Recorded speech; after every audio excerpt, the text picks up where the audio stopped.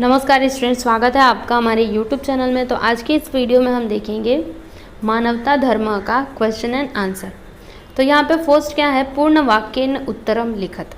तो देखिए बच्चों, यहाँ पे टोटल 5 प्रश्न हैं और हर एक का उत्तर यहाँ पर लिखा गया है। आप देख सकते हो, प्रश्न लिखा है, उसके बाद उत्तर लिखा है। तो आप एक बार ऐसे देख लीजिए, फिर मैं आपको एक एक करके दिखाते जाऊँगी, ठीक है ना। तो देखिए यहाँ पर पहला प्रश्न और उसका उत्तर, दूसरा प्रश्न और उसका उत्तर, फिर तीसरा प्रश्न और उसका उत्तर, चौथा प्रश्न और उसका उत्तर, फिर यहाँ पे 5वां प्रश्न और उसका उत्तर, ठीक है। अब यहाँ पे दूसरा क्या है, संधि विग्रहम कुरुत। आपको क्या करना है, संधि विग्रह करना है। तो देखिए हमने किया है, यहाँ पर पहला क्या है, भानुर्भुवन मंडलम। तो इसका संधि विग्रह क्या होगा, देखो भानु धन भुवन मंडलम, ठीक है। यहाँ पे मंडलम आएगा, मंडम आपको दिखाई दे रहा होगा। आप यहाँ पे ल लिखिएगा, उसके बाद म लिखिएगा, ठीक है ना। तो आप ये करेक्शन कर लेना, थोड़ी सी मिस्टेक हो गई है, भुवन मंडलम होगा, ओके। फिर यहाँ पर देखो, ये जो दूसरा है इसका भी हमने संधि विग्रह किया है, आप देख सकते हो, ठीक है। फिर यहाँ पे तीसरा, ये देखो, इसका भी हमने संधि विग्रह किया है, ये देख लीजिए। आप देखते जाइए हर एक का आंसर, ठीक है ना। मैं आपको दिखाते जाती हूँ, आप बस देखते जाओ। चौथा, तो इसका आंसर देख लो यहाँ पर।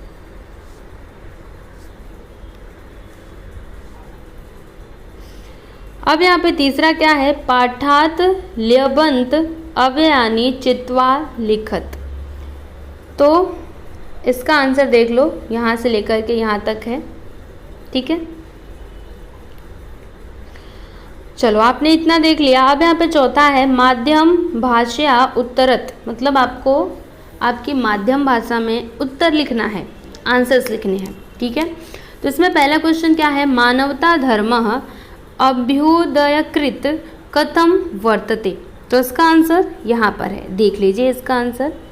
ये जो आपके स्क्रीन पर दिखाई दे रहा है ना, ये है इसका आंसर, ओके।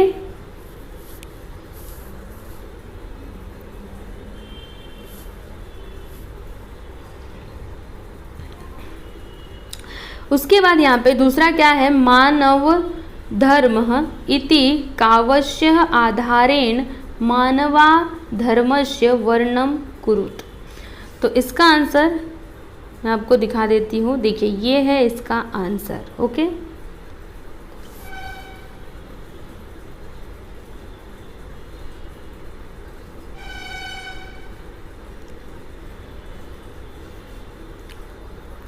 फिर उसके बाद यहाँ पर 5वां देखो क्या है, जाल रेखा चित्रम पूरयत। देखो बच्चों, आपको क्या करना था, ये जो जाल रेखा चित्र दिया था ना, इसे पूर्ण करना था, ठीक है, कंप्लीट करना था। तो मैं आपको बता देती हूँ कि आपको किसमें किसमें क्या क्या लिखना है, ठीक है। इसमें आपको क्या लिखना है, इसमें ना आपको ये लिख देना है, धर्मः/वर्णः,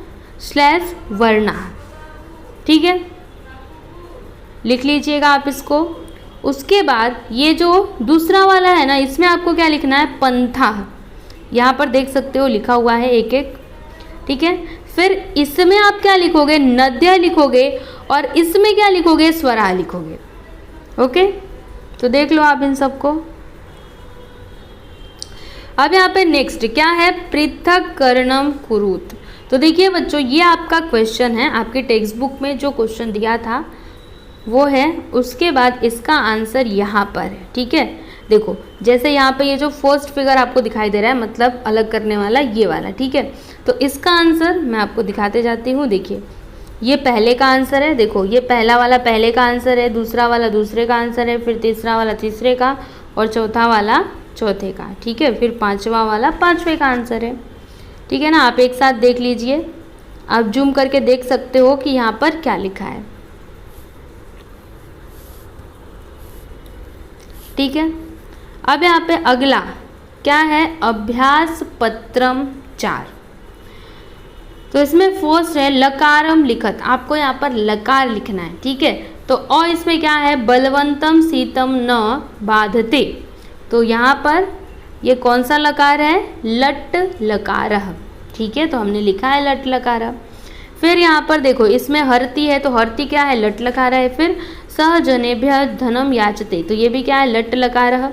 ठीक है, ई में भी क्या आएगा, लट लकार ही आएगा। फिर जो ऊ है उसमें भी लट लकार आएगा, बड़ा ऊ जो है इसमें भी यही आएगा, लट लकार। और ये जो ए है इसमें लट लकार नहीं आएगा, क्या आएगा, विधि भिंग लकार।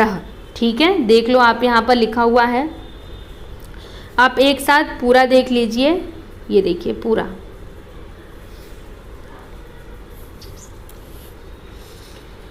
अब यहाँ पे अगला है दूसरा, योग्यम वाच्य पर्यायम चिनुत। तो देखो यहाँ पर और क्या है, यमः प्राणान हरति, तो ये क्या है, कर्तृवाच्यम। ठीक है, देखो हमने लिखा है। आ सह घंटाम नाद्यते, तो ये भी क्या है, कर्तृवाच्यम। ई धर्माः मानवता गुणम शंसन्ति, ठीक है, तो ये क्या है, कर्तृवाच्यम। तीनों के तीनों कर्तृवाच्यम ही हैं।